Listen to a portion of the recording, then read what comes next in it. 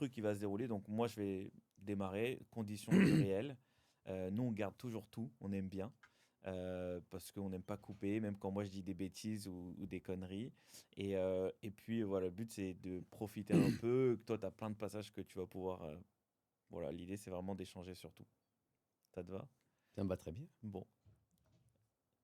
Ok, on reçoit aujourd'hui Eric. Alors, c'est Logérias ou Logéria? Logérias. Logérias. Un peu du sud-ouest, alors on prononce C'est quelle tout. origine?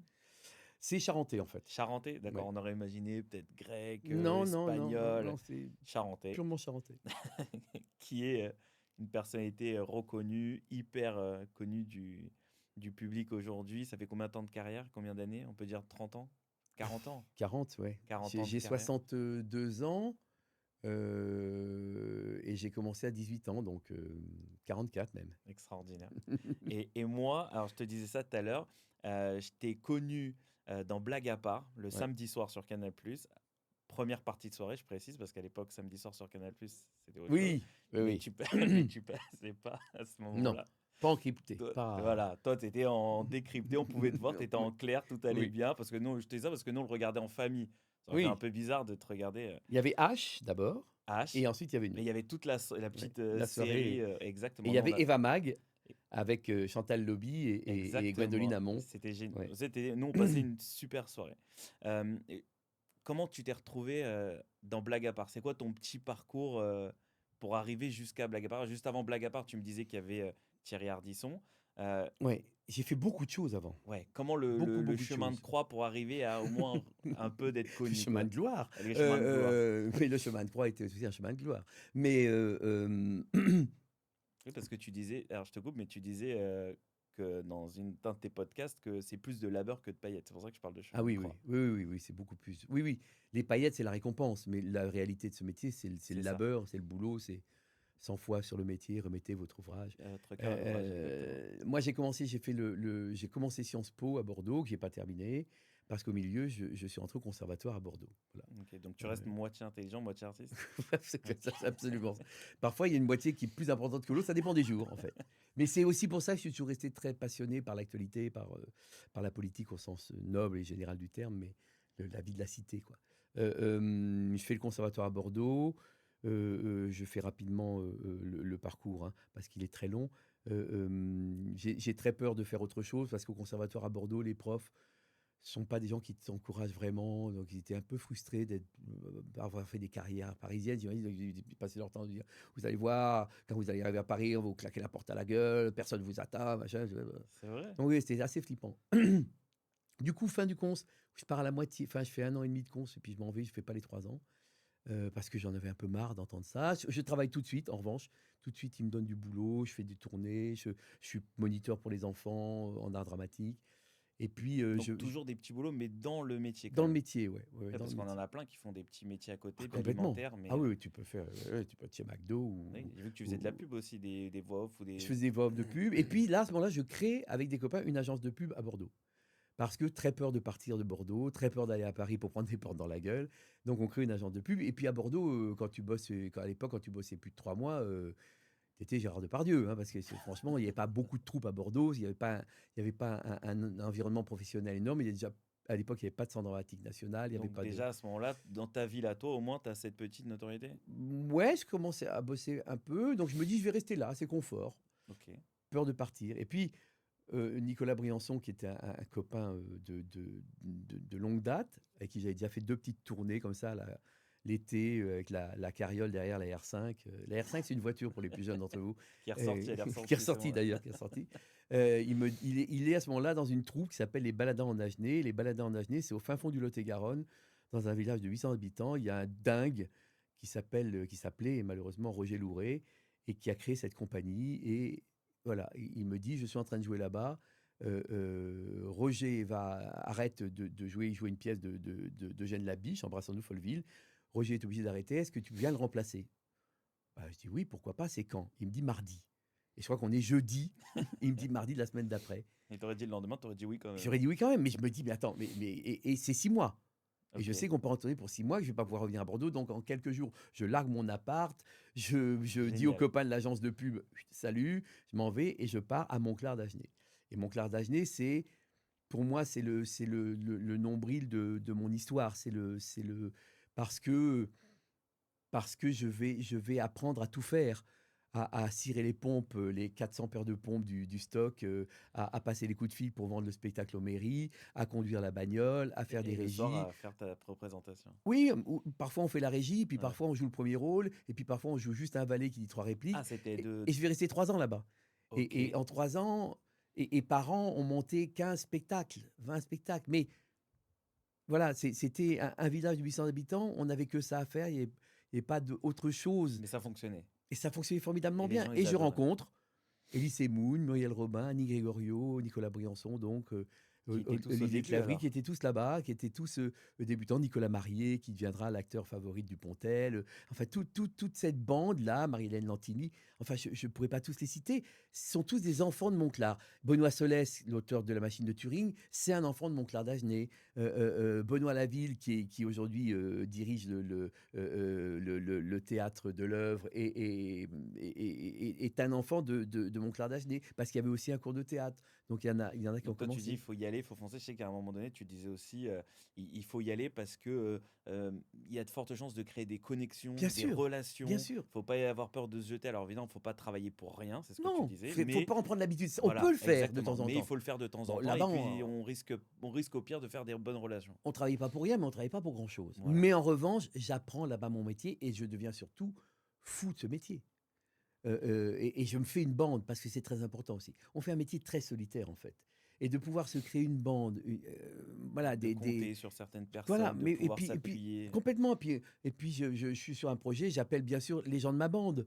Parce que beaucoup de gens disent, ah ben oui, mais dans ce métier, vous travaillez toujours ensemble, c'est des petits groupes. Bah oui, Mais après, j'ai envie de te dire, et c'est vrai qu'on a tendance des fois à stigmatiser un peu, mais quand tu regardes dans les grandes entreprises, il y a un mec qui part et il reprend les mêmes collaborateurs, hein, c'est bien toujours sûr, comme ça. Hein.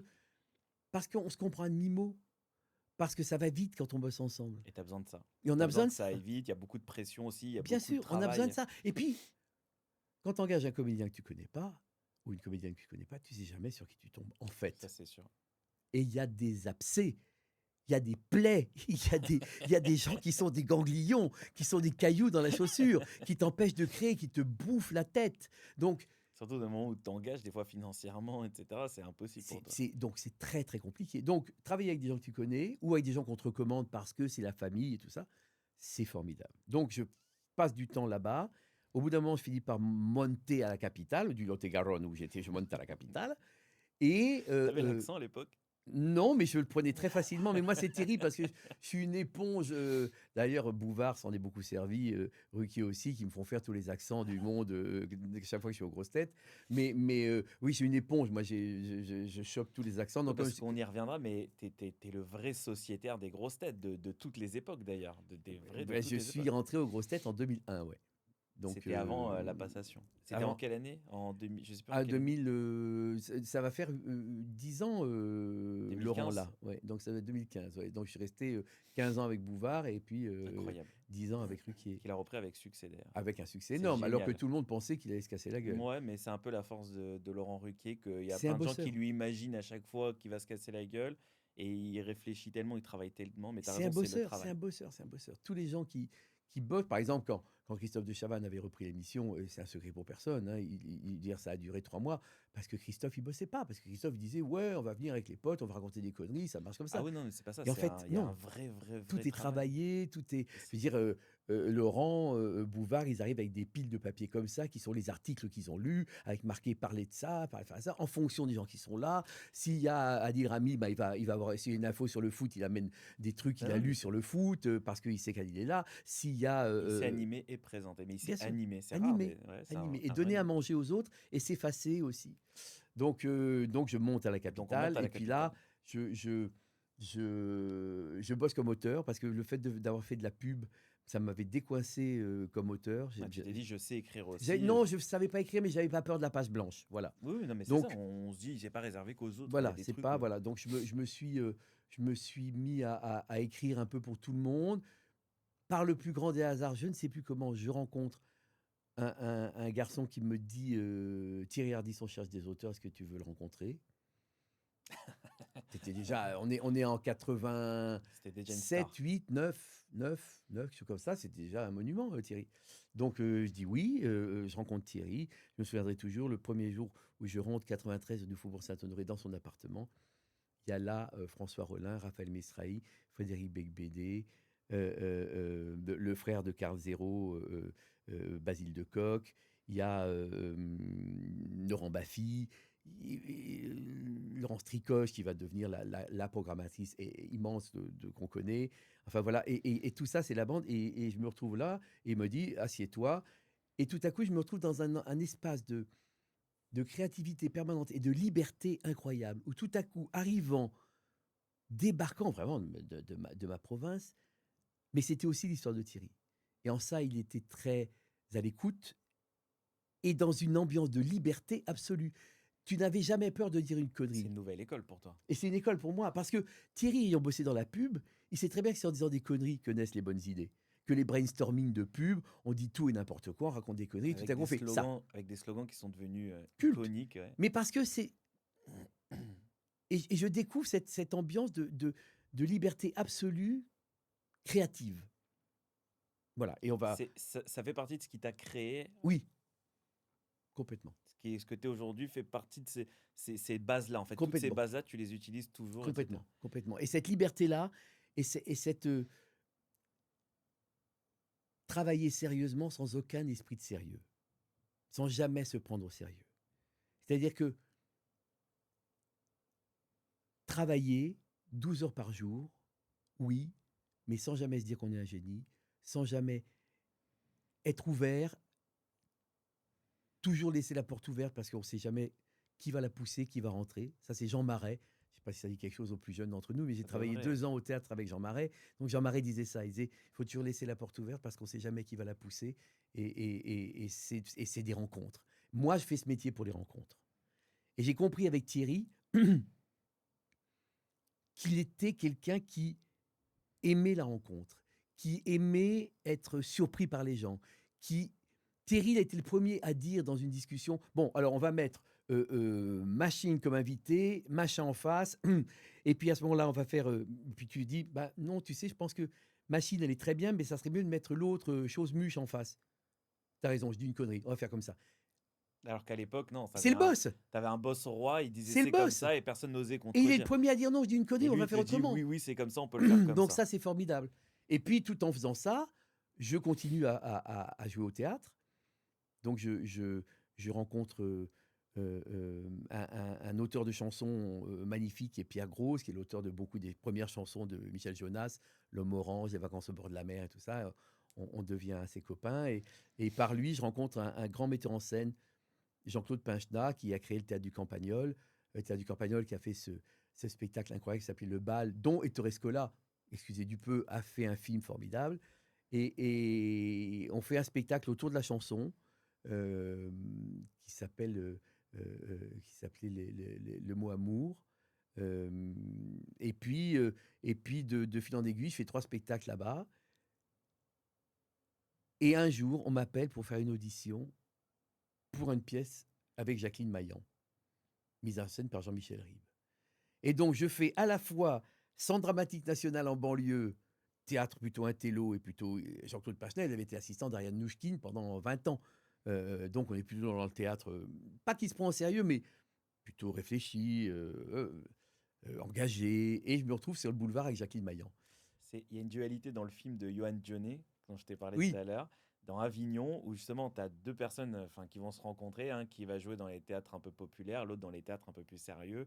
Et justement, va naître espèce de... Mais c'est toute la dualité de ce métier. Ce métier entre les 2 théâtres, entre les 2 façons de représenter. Oui, de voir ce métier. Qui ne devrait peut-être pas exister d'ailleurs. Non, je ne pense pas. Parce que tu m'expliquais tout à l'heure justement le visage, les 2 visages. Les 2 visages, absolument, du théâtre, la comédie et la tragédie. Mais, je veux dire, les théâtres dits intello montent aussi de la comédie. Et le théâtre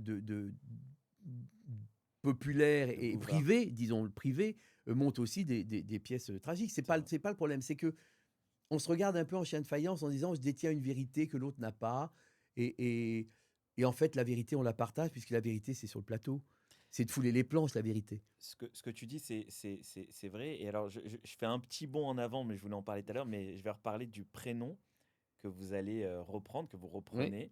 Alors, attends, je ne vais pas dire de bêtises. Donc, tu m'as dit, il y a Jean-Luc Lemoine, Cartman, oui, Laurence Pierre, François Raison, Aurélia Tchatoni. oui, Vous avez déjà programmé 100 dates. oui. Euh, Tu vas nous en reparler, mais en tout cas dans le contexte. Mais dans le prénom, il y a tout. Il y a de l'humour à Bien outrance, il sûr, y a du dramatique à bien sûr. outrance, il y a une famille qui explose. Il y a... Alors j'en parle parce qu'on connaît tous ce Oui. film, hein. Je trahis même pas le prénom parce Non, que non, tu ne fais pas de, tu fais voilà, je pas spoil ne personne. spoil personne, oui. Mais il y a tout dedans. En tout cas, c'était pour imager un peu ce que tu viens de dire. Mais parce que je crois qu'il n'y a pas de grande pièce comique sans un fond tragique ou sans un fond sérieux. C'est Je la catharsis du tragique qui permet à tout le monde de rigoler, d'en rigoler, évidemment, en disant, tiens, allez, ça va évidemment. nous permettre de...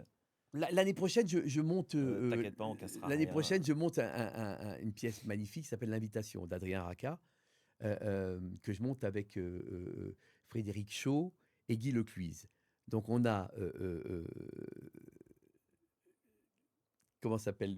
Les ch'tis, non, je cherchais, À la partir d'un série. certain âge, on perd la mémoire, hein. Oui, ça, Je te c'est le dis. terrible. La série de films avec Clavier et Ah, qu'est-ce qu'on a fait au bon Qu'est-ce Dieu? qu'on a fait au bon Dieu? Voilà, Frédéric Shaw et Guy Lecluise, qui sont voilà, deux acteurs très très populaires. Et on montre l'invitation d'Adrien Raca.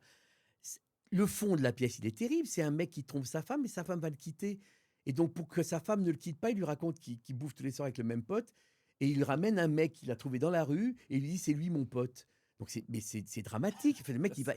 sa femme va le quitter. Il est amoureux fou de sa femme. Il peut pas s'empêcher de la tromper. Et le fond dramatique, il va Mais le rester. fond dramatique, il explose parce que tout à coup, l'autre, c'est un abruti absolu. C'est Villeray dans le dîner de con, quoi. Il sait vrai, il comprend rien. Et alors, ils se sont parlé une demi-heure avant. Il lui a dit, il faudra que tu dises ça, que tu fasses ça. Et puis quand on s'est rencontrés, machin, et ça. Et l'autre, il mélange tout. Et c'est de là où tu fais naître l'équipe Proco et trucs Et le rire génialissimes. formidable. Mais je pense que les vraies bonnes pièces comiques ont un fond dramatique. C'est important. Ah oui. Mais oui, pour qu'on s'y reconnaisse Tu, aussi. tu, tu en sais. Alors, je passe du coq à l'âne parce que je suis le pire intervieweur du monde. Parce que, en fait, je dis ça parce que tu en parles. Toi, je sais que tu fais beaucoup de stages et de formations. Oui. Je voulais qu'on en parle parce que, comme je t'avais dit, bon, à la base, Savannah aussi propose des accompagnements. Mais vous le faites d'une manière vraiment avec des vrais professionnels, des mecs qui connaissent le métier, etc. Tu vas en parler un peu parce que je sais que c'est un truc que vous proposez beaucoup et Oui. qui peut plaire à beaucoup de gens qui regardent un peu justement En fait, ces podcasts. l'idée m'est venue il y a quelques années avec un camarade qui s'appelle Vincent Varigné, de créer des stages de comédie. Parce que je me suis rendu compte d'une chose, c'est que la comédie était très mal enseignée dans les écoles de théâtre et dans les... Oui, dans tout ce qui est école de théâtre, d'actorat et tout ça, la comédie, c'est un peu le parent pauvre. C'est un peu comme le tonton au bout de la table le dimanche qui raconte des vannes, on fait «Ah, il est très très drôle». Mais en même temps, la comédie, et c'est ce que disent très bien Franck Dubosc, Danny Boone, c'est que la comédie, au cinéma comme au théâtre, c'est elle qui remplit les salles. C'est elle la locomotive. Les plus grands succès du cinéma, on avait Bienvenue chez les Ch'tis, on avait Bourvil et De Funès. Bien sûr, ce sont toujours des comédies. Ce sont elles qui remplissent les salles et qui permettent, à côté, d'avoir des films moins populaires, mais qu'on a de l'argent pour les produire. Hmm. C'est elles qui permettent qu'on ait cet argent. Et c'est généralement pas rentable en vrai, c'est la vérité. Faut Oui, dire la vérité. parce qu'il y a une part de cinéma qui n'est pas rentable. Heureusement, en France, on a un système formidable qui permet Bien aux sûr. films d'exister.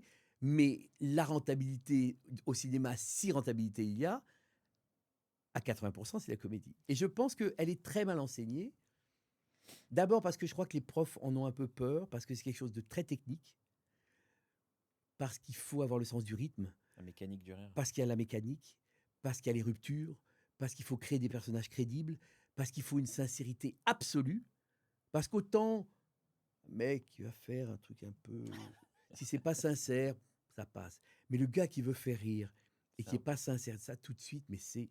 Moi, je me casse, hein, je sors de la salle. Les rares fois où je suis sorti d'une salle de théâtre au milieu du spectacle, c'est parce qu'il y avait des mecs qui jouaient la comédie qui étaient mauvais comme des cochons, parce qu'ils en faisaient des caisses, parce qu'ils pensaient que pour faire rire, il fallait en rajouter, en rajouter, en rajouter. Et tout à coup, ils étaient plus sincères du tout, et ça devenait ridicule.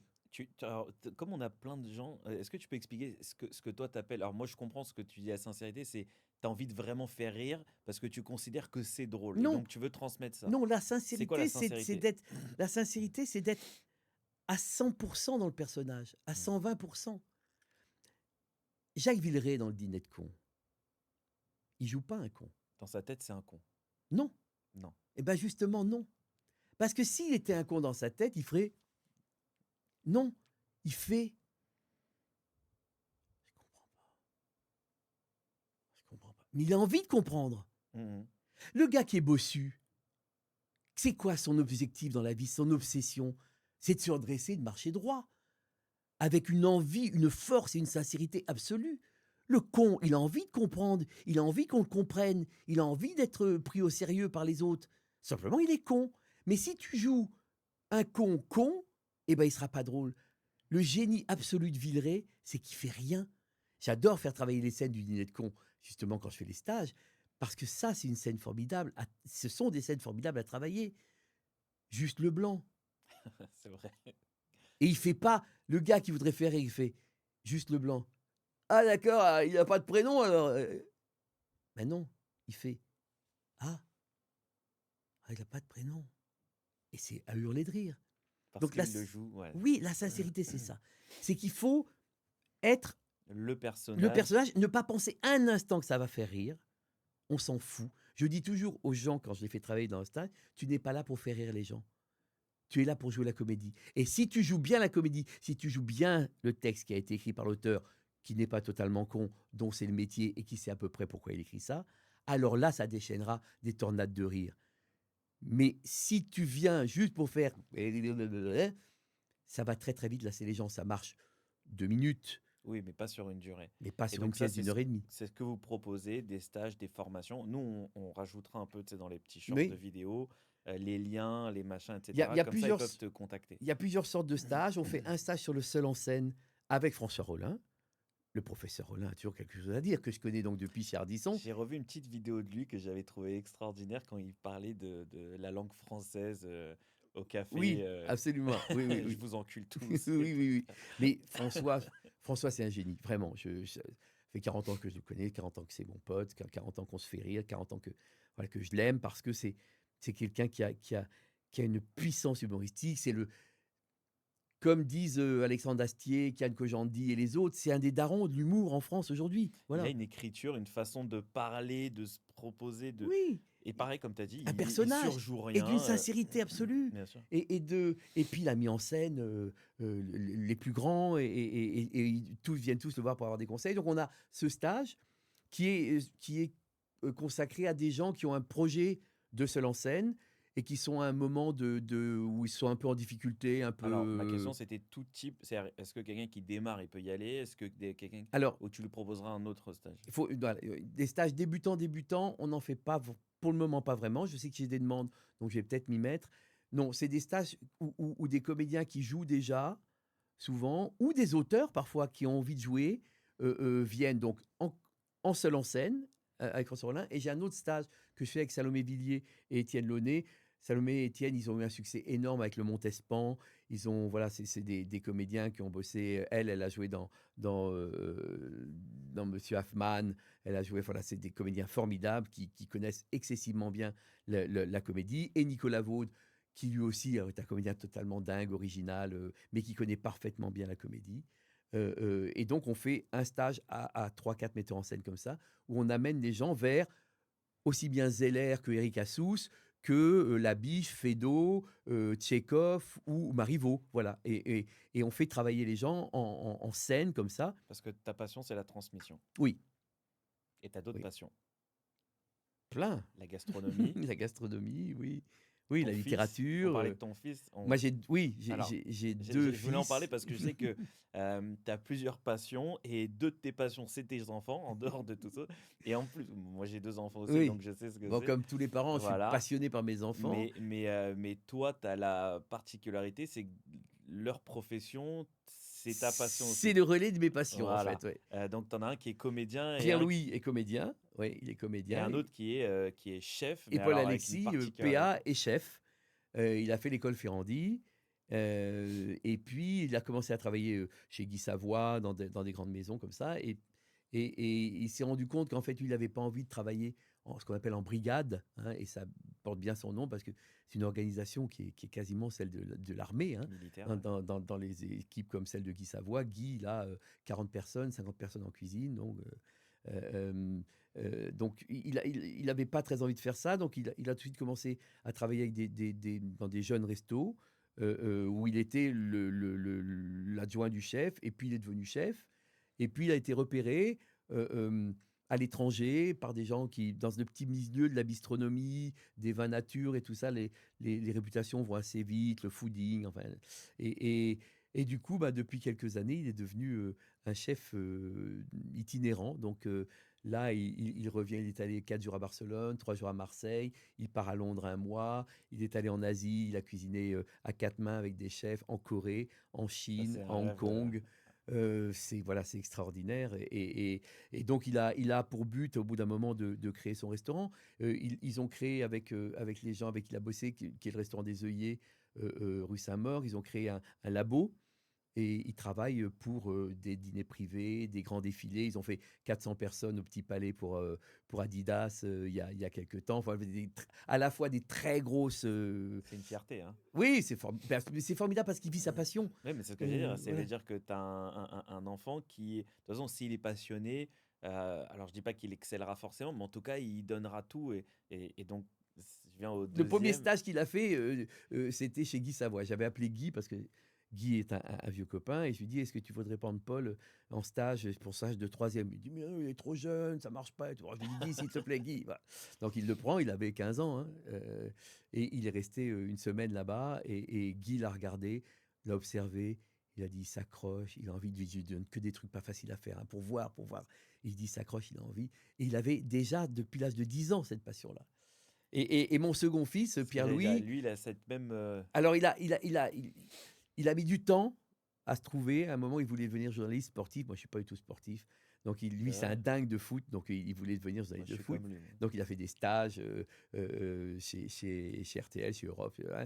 Et puis, finalement, il s'est rendu compte que c'était pas ça qu'il voulait. Il a tourné un peu, il a cherché. Tout le monde ne trouve pas tout de suite. Et puis, C'est important ce que tu dis, hein. ah, mais c'est très Parce que je important. pense que c'est la base de tout. Tu sais, nous, Bien sûr. est d'une génération où il fallait démarrer comment dire, une carrière à 12 ans, ou savoir les filières, les machins, C'est terrible. etc. C'est Et terrible. aujourd'hui, on se rend compte qu'on est capable de faire 15 métiers dans Bien nos sûr. vies. Et c'est Changer. exactement. Et de commencer sa carrière à 25 ou 30 ans, c'est pas la fin du monde. Au contraire, Absolument. c'est peut-être mieux. Et Pierre-Louis, il a commencé à 24, 25 ans. Bah, Il a c'est ça. pris des cours, il a fait l'école Florent. Il a pris des cours, le conservatoire du 9e, qui est un conservatoire formidable. Et puis, voilà, il a commencé à tourner parce qu'il est passionné par le cinéma, par l'image. Ils ont monté une espèce d'équipe de, de- d'acteurs cinéastes où ils tournent les uns les autres, ils se mettent en scène les uns les autres, une espèce de labo comme ça. Et puis là, il est dans le formidable, dans Le Grand Carnage, qui est un court-métrage extraordinaire de Jules Benchetrit, qui se balade dans les festivals en ce moment-là. Et puis là, il va être au théâtre Et tu m'as à dit la qu'il avait rentrée. rencontré un succès d'ailleurs. Oui, car là, au Festival Angoulême, ils ont un gros succès. Donc, à l'heure où on en parle, on ne sait pas s'il y aura des prix ou pas. Mais non, non, il fait de la tournée. Voilà. Et Pierre-Louis, il a profondément la passion de ce métier, mais il est très perfectionniste. Donc, il ne veut pas s'embarquer. Il avait eu très peur du théâtre jusqu'à présent. Là, ça y est, c'est parti. Il sera à la rentrée au théâtre. Généralement, c'est comme ça que ça fonctionne. Il y en a qui ont le Bien petit sens sûr, du détail. On bien parlait de sûr. Louis de Funès qui avait ce sens de précis. Il fallait que tout soit. Précision. Non, mais c'est C'est un hyper musicien au important. départ, Funès. Hein. De Funès, c'est un musicien au Parce qu'il départ. a Faut pas fait oublier plein de ça. Hein. choses. C'est un musicien, il a fait du piano-bar pendant des années, et il avait une oreille musicale. Et donc, quand il fait ses gags, et c'est aussi une des choses qu'on apprend La quand on rythmique. travaille autour de la comédie, c'est ce rythme. C'est ce rythme. Et parfois, quand on joue au théâtre, une comédie, on se dit, mais hier soir, ça a fait rire, pourquoi ça n'a pas fait rire aujourd'hui? Une seconde, L'enchaînement, 1 seconde, 2 secondes de décalage. le temps entre le moment où tu vas le dire, est-ce qu'il faut attendre Le pour pas. public, ouais, et ben c'est pas, et ben du coup ça marche moins bien. Donc il y a une espèce de sens de ça. Et Pierre-Louis, il est très bosseur, et là il va commencer par une comédie. Donc voilà, je suis super content. Mais c'est vrai que c'est extraordinaire. Mon épouse, elle est décoratrice d'intérieur. Elle a Ouais, tu cette m'en parlais. passion-là. et la passion de la cuisine, parce qu'elle adore faire la cuisine, elle la fait très bien. Et je pense qu'on transmet les choses aux enfants. On n'a jamais rien imposé. On les a toujours, on leur a ouvert les portes. Et au fond, profondément, je crois qu'enseigner, c'est transmettre, oui, mais c'est surtout ouvrir des portes. Et dans les cours de théâtre que je donne, avec l'Académie Aparté par exemple, je pense que je prends autant de temps à parler des scènes et de ce que font les élèves, que de leur parler de ce métier, que de leur parler de l'histoire du théâtre, que de leur parler des genres théâtraux. On n'apprend plus ça. Qu'est-ce que c'est que le C'est ce théâtre de qui manque en boulevard? vrai, bien Qu'est-ce sûr. que c'est? D'où vient le théâtre de boulevard? Ben, avant le théâtre de boulevard, il y avait Feydeau. Avant Feydeau, il y avait La Biche. Avant La Le Biche, Marie Cocu, voilà. Non, machin. mais et d'où ça vient tout Non, ça? mais t'as raison, il y a Comment ça toute se une fabrique? origine. On construit pas des maisons sans fondation.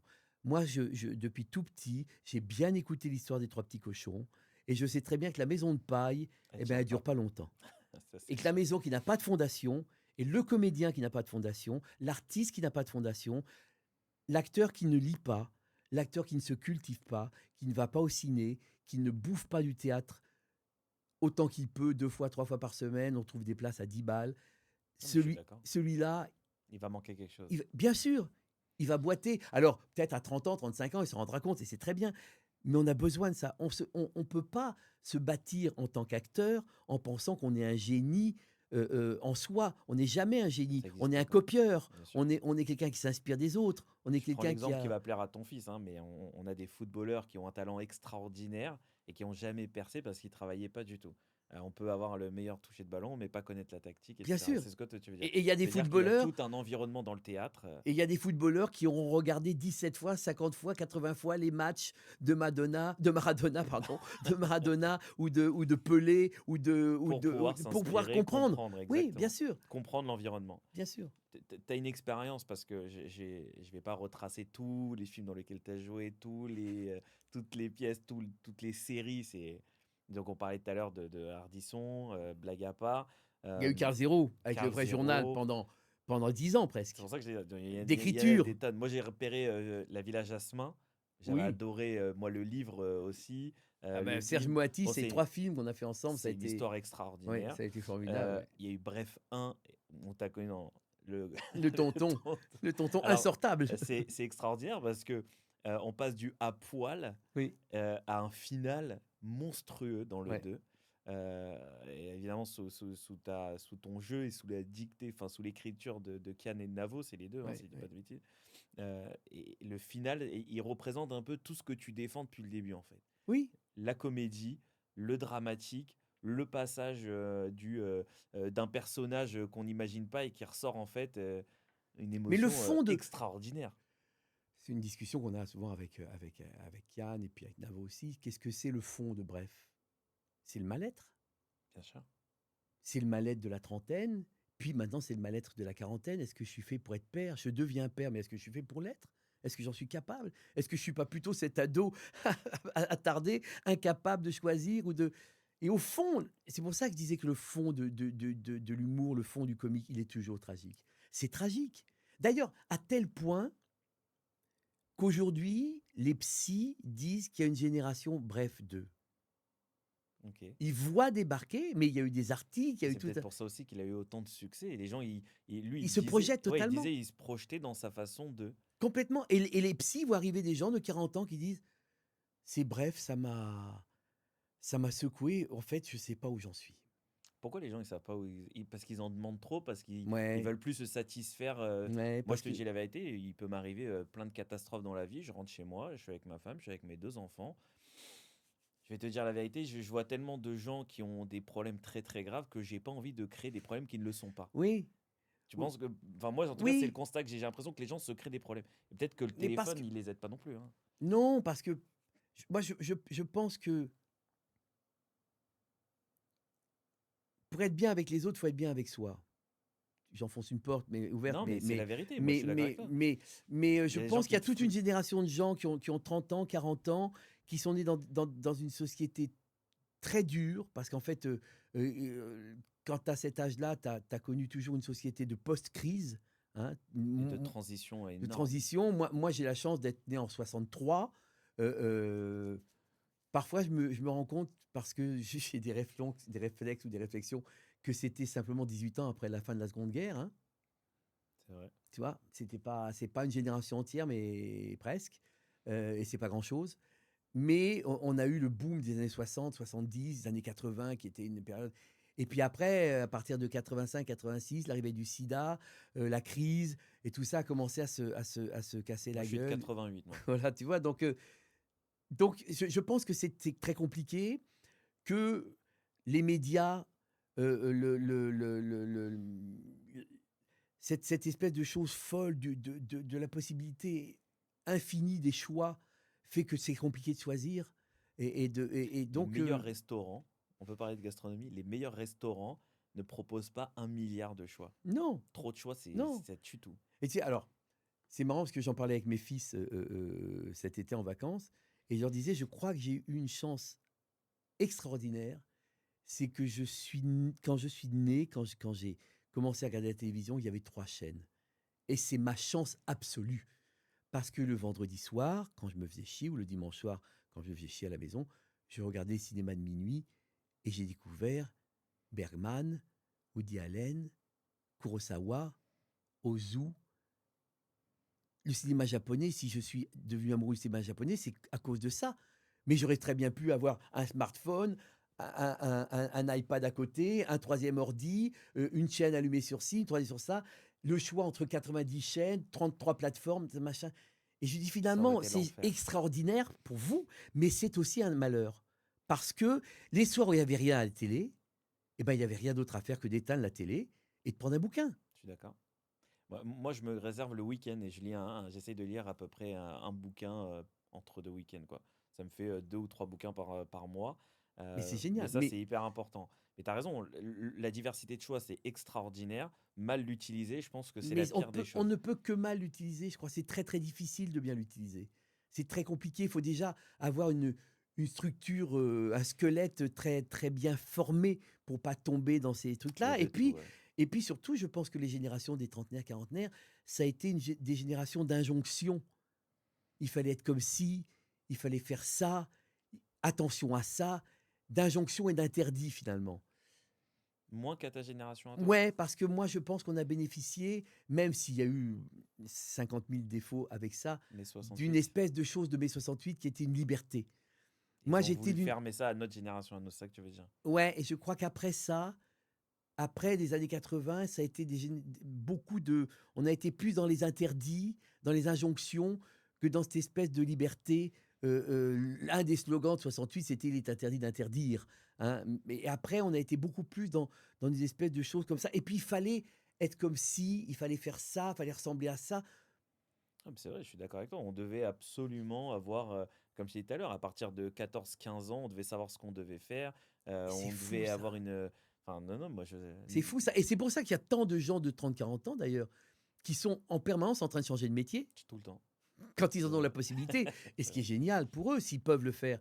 Mais dans le milieu du vin, qui est un milieu que je connais bien parce que je suis aussi un grand amateur de pinard, le nombre de gens qui sont devenus viticulteurs à 30 ou 40 ans, qui étaient publicitaires, ou qui étaient commerciaux, ou qui bossaient Pour ceux dans, qui arrivent encore à se découvrir, il y en a, comme tu as dit, qui n'arrivent pas à se découvrir et qui sont dans le fameux mal-être. qui sont dans le mal-être. Mais je trouve que c'est. Voilà, ce mal-être-là, Kian et Navo, avec leur talent incroyable, ont réussi à mettre le doigt dessus à tel point que c'est devenu le révélateur Ah ouais, mais je suis d'accord. pour des téléspectateurs, et que donc il y a chez les psys la génération bref. Bah, t'as eu une grosse vague de gens qui vont dire «Ah, combien de fois j'ai pleuré devant Bref». Bon, j'avoue que moi aussi, sur Mais le oui, Bref mais parce que 2, c'est un miroir. t'as un truc où tu te dis. Bon, alors moi, attention, hein, je vois un enfant avec un papa et je pleure. Donc, Oui. mais c'est vrai que ta scène, elle était. Alors, si je reviens sur les actualités, tu m'as dit tu joues dans LOL 2. Oui, j'ai eu ce bonheur-là. Raconte. Écoute, c'est une histoire très marrante, c'est que Lisa Azuelos a vu Bref, Ok. on se connaissait pas du tout, et elle a appelé mon agent en disant j'ai trouvé Eric formidable dans le tonton de Bref. Voilà, je voudrais quelqu'un pour faire un couple avec Anne Leni, qui est une formidable actrice et réalisatrice. Alors, c'était quand? Euh, C'était récemment, ça. Bah, c'était il y a cet été.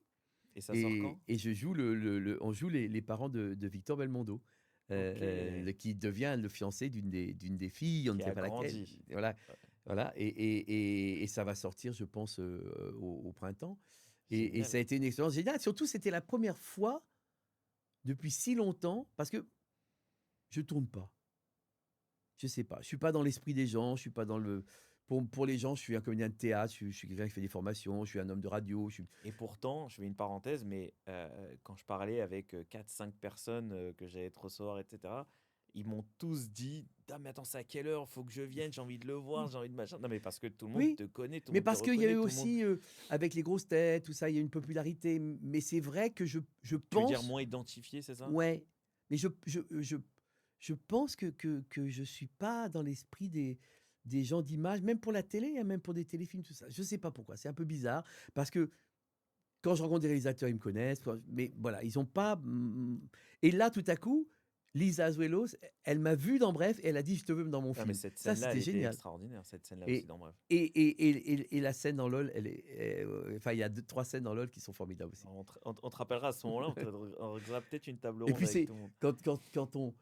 quand on a regardé LOL, quand on a regardé La Boom, même si je suis un petit peu plus vieux, Ah, la boum, moi je l'ai regardé aussi, hein, j'ai adoré, hein, j'ai mais je veux adoré. dire, se retrouver en face de Sophie Marceau, bon, je connaissais un peu Sophie, parce qu'on avait fait des lectures de théâtre ensemble pour des spectacles, pour des projets qui ne sont pas montés, mais se retrouver en train de jouer en face d'elle, c'est quand même assez génial. Et puis, en face de Françoise Fabian, qui est toujours là, qui a 90 ans, 11 ans, qui est la grand-mère, avec qui j'ai joué au théâtre, moi, il y a 35 ans, mise en scène par Jean Marais. Parce que voilà, ce qui est formidable dans ce métier, c'est que le temps passe, on vieillit en même temps les uns que les autres, il y a des générations nouvelles qui arrivent, qui nous réunissent à nouveau. C'est Alors, génial, là, t'as dû c'est formidable. t'éclater. C'est formidable. Ouais, ouais. Et alors, tu as une deuxième actualité, alors c'est là, je veux bien que tu en parles parce que c'est les grands enfants. Ouais, Donc, tu m'as dit, c'est avec Frédéric Bourali et ouais, toi. ouais, De ce que j'ai compris, c'est deux copains ouais, inséparables, ouais, jusqu'à ce que leurs enfants, tellement ils sont inséparables, ils se marient entre eux. ouais. Mais il se passe quelque chose d'extraordinaire dont on ne saura pas, sauf si on va le voir. Ah, mais Euh, si, on peut le ah, dire, on peut parce le que dire, c'est le alors déclenchement de dis-moi tout. l'histoire. Bah, c'est deux potes qui ont toujours été potes, qui se connaissent depuis Parce que l'école. le début, je le trouve tellement marrant et il Ils se donne connaissent tellement. depuis l'école et ils ont toujours vécu pas loin les uns des autres, les familles et tout ça. Moi, j'ai perdu ma femme il y a assez longtemps. Mon pote, qui est joué par Frédéric Bourali, lui, il change de Frédéric femme. Bourali de Scène de Scène de ménage, ménage, le José, José, le fameux José, qui avait joué dans Le Marquis aussi d'ailleurs. absolument, mais qui est Qu'est-ce qui me fait rire un lui acteur aussi, qu'est-ce formidable, qui me fait rire. qui a joué cette pièce extraordinaire qui s'appelait Deux mensonges, une vérité, avec Lionel Astier, écrite par Nicolas Poiret et Sébastien Blanc, qui ont écrit Les Grands Enfants aussi. Et lui, alors lui, il Donc change de mise en femme scène par Anne Bouvier, par Anne comme ça on Bouvier, cite tout le monde. magnifique metteuse en scène, vieille copine. On a joué ensemble avec Chantal Latsou à Cannes il y a quelques années. Voilà, c'est ça les familles. Quand on a joué ensemble avec Chantal, on a compris qu'on était de la même famille. Donc 10 ans après ou 2 ans après, elles disent ah bah tiens, on va le faire ensemble ce projet-là, c'est normal. C'est comme ça que se font les familles. Et donc Frédéric lui joue un personnage qui est plutôt une espèce de coureur, il change de femme tous les 5 ans. Et puis, on est en train de retaper une maison de campagne parce qu'on veut que les enfants, eh bien, ils viennent passer les vacances avec nous. Puis là, ils sont loin, donc ils viennent jamais avec nous. Et puis, ils appellent et au téléphone, on apprend qu'ils vont pas venir et qu'ils divorcent. Et pour Catastrophe. nous, Catastrophe. catastrophe absolue parce que c'était comme quelque chose qu'on avait porté tout le temps et qui était comme un aboutissement de notre amitié. Et donc, la pièce est très, très drôle parce que c'est deux vieux potes qui s'en balancent, voilà, sans filtre et qui en même temps s'adorent. Et dont tout à coup ce divorce va remettre en cause à la fois leur amitié et aussi, et toi qui es papa, tu vas comprendre ça, c'est qu'est-ce que c'est élever des enfants? Qu'est-ce que c'est éduquer des enfants? Est-ce qu'on leur transmet que nos défauts? Est-ce qu'on peut leur transmettre des qualités? Est-ce qu'on peut leur transmettre une façon de vivre, une façon d'être? Parce que tout à coup, quand ils divorcent, effectivement, Frédéric, il me dit, mais c'est de ta faute. Tu as élevé ton fils, mais quand même, mais ton fils est un abruti. Et là, tu Il te n'avait pas. retrouves confronté à défendre, obligé la chair Eh de ta oui, chair. c'est un abruti. Jusqu'à 10 ans, tu l'as interdit d'avoir un couteau parce que tu avais peur qu'il se blesse. Oh, il allait se blesser, le pauvre chéri. Mais dis, et toi, ta fille, tu l'as élevée comment?